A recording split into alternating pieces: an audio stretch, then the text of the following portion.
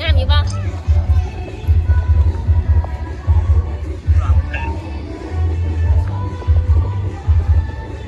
สบายดีเด้อสบายดีพ่อแม่พี่น้องเบิร์ดสุขคนจ้ามื้อนี้กลับมาพอกับเกสรสาวผู้ไทยเซนแนลอีกนะทุกคนเนาะมื้อนี้กลับมาโพอยู่ที่บ้านท่าดอกแก้วทุกคนซึ่งมีงานบุญประจำปีนะทุกคนเนาะ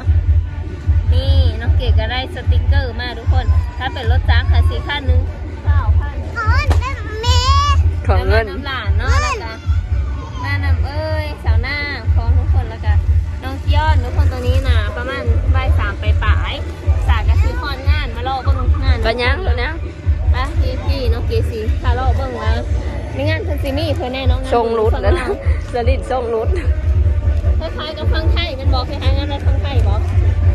ไทยอย่างนี้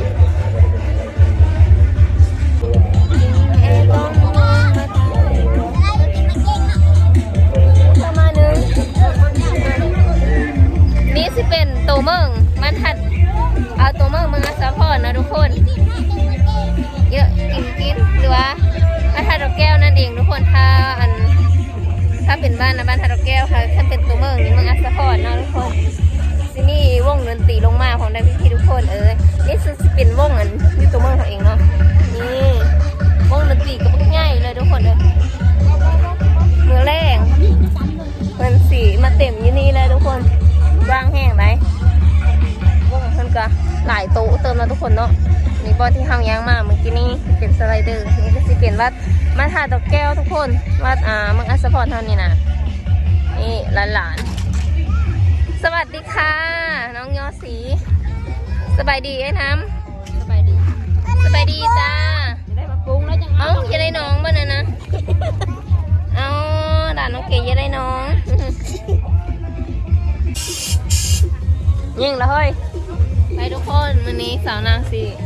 ทำมายิงกันอีกทำมาสิท้าสาวนางยิงทุกคน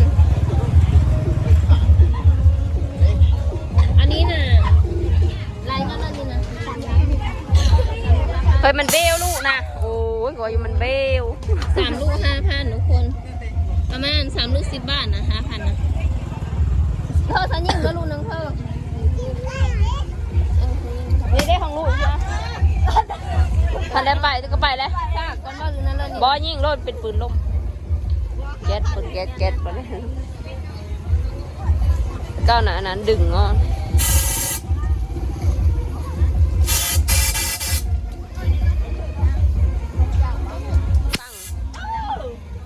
ถือแต่ไม่ลงบ่ถือซ้ำบ้างได้5,000นี่นะมี3 ลูก 5,000น่าจะเป็นปืนแก๊สมาทุกคนนะนี่มาสั่นมาปรุงกันเนาะสั่นมาปรุงมาบันนึง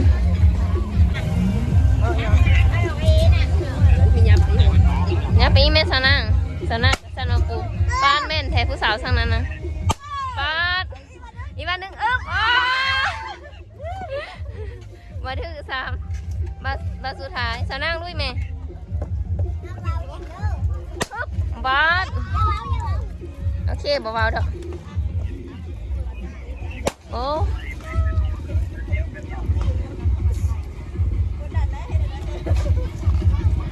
ว้าวเลยเด่นมาได้ซ้ำสัตว์นี่บ่ผู้สาวชาวบ้านท่าดอกแก้วบ่โอ้มาแต่บ้านกุดแทนโอ้ยสาวนางเห็ดอีแล้วฮึบโอ้ยเมยเด้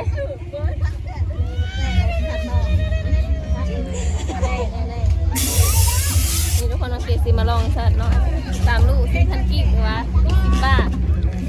งบ2 เธอเลยแต่ว่าลองก็ถ้าเธอดูที่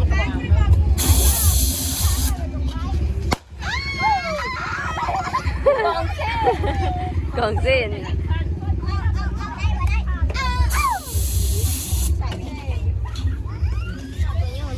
กดอยู่ได้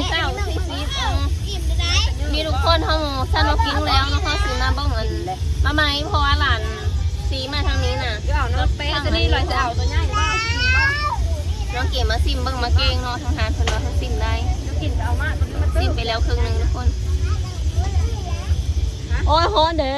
ฮอ ดเอามือกองแป๊บนึง เยอะบ่ตัวนี้นั่นน่ะตัวนี้คนละแซ่บนั่นน่ะ ซิมนะแม่ น้อยละ บ่ ไม่ซิมบอกไอ้น้ำเอาลุง มือนี่ข้นดิ เมยคือเดียวจะไปหาชื่อกิฟต์นี่นะฉันฮอตนี่ ซิมเบิ้งซื้อให้แม่นะ เป็นเท่าเลิกวะอันนี้ เอาโลนึง 5บ่และอันนั้นเศร้า50พัน เอาลูกนึงนะทุกคนเอาพี่น้อยหนูน้อยนี่บ้างไม่ล่ะค่ะคือด่าทุกคนเอ้ย เจ้าบอกจับแท็กกันเป็นบริ แพ็คเดียว อันนั้นจะต้อง 2ก็เป็น50บุญบอก คอยทุกอย่างดีกว่า ตัวบริเช้าแท็กละเช้า เอาละใส่ถุงขนาดนี้นี่พี่เลยดิเปิดมอดพี่เลย บางเนี่ยหน้าตานะ หูก็มีสองหูเลย โอ้ยเมยเด้ จะสั้นกันเนาะ โอ้ย นี่ นี่ ก ก ระ ระ ดา ดา ษ ษ นี่ นี่ บ่ บูมี่ไหน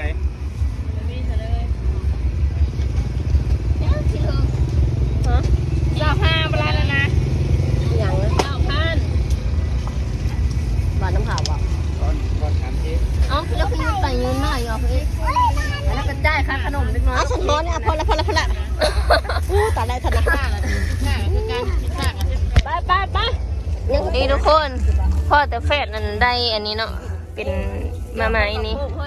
เขาก็มาซื้อข้าวโพดขั้นเป็นงานบุญนะปีมีวางขายเลยเลยอันนี้ทงเท่าไหร่ไหมทง10,000พี่ผู้เลิศได้กินบ่อยู่ฟังไทยนะหรือว่ามีหรือบ่มีหั่นนะกินมันเป็นแบบกรอบๆเนาะเนาะกรอบๆแซ่บๆทุกคนเอาของตอนของฝากไปเถอะอีเมน้ำถงนึงแล้วก็มีเด็กๆสาวนางพากันนั่งขโมกอยู่เพราะว่าฮอนแดดนี่เนาะอันนี้ก็สิเป็นป้ายวัดบ้านหาดดอกแก้วนี่อันนี้ก็จะเป็นเส้นในเมืองของบ้านน้องเก๋เองจ้ะตรงนั้นก็สิเป็นสี่แยกเนาะมาหอดพุ่นก็คือหอดเมืองน้องเก๋เลยแหละสี่แยกมีวงเวียนนั่นสีหลายๆแล้วทุกคนไปอีกแล้วได้ทุกคนเอ้ยเล็กน้อยไปอีกวะ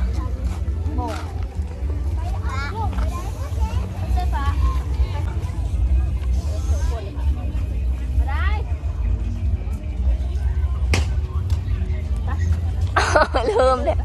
น่าเริ่มขี่ไรเดอร์แล้วได้ทุกคนเลยพาเด็กๆไปขี่ไรเดอร์เนาะไปอะไรนั่นนะเงินขาด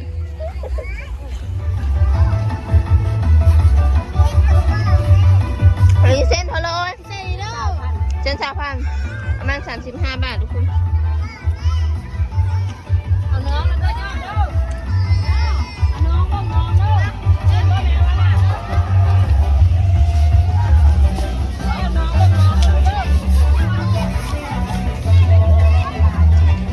ทุกคนหลังจากที่พาเด็กๆขึ้นลินสไลเดอร์เนาะ3 สาวเขาก็มานั่งลินอยู่นี่ทุกคนก็มีแต่ว่าถ้าเด็กๆลินแล้วเขาก็สิพากันกลับแล้วทุกคนเนาะกับเพิ่นเปิดเพลงแม่ก็เลยว่าบ่ได้ถ่ายหลายเด้อพี่ๆเด้อน้องเก๋ก็มาถ่ายบรรยากาศเพื่อรับชมประมาณซ้ำนี้เนาะน้องเก๋ขอตัวไปเลาะต่ออีกก่อนจังไดทุกคนนอนแล้วก็นั่งเฝ้าเด็กๆนี่แหละรอเถอะเพื่อนนี่แหละจ้ะทุกคนบ๊ายบายเด้อของฝากหลาย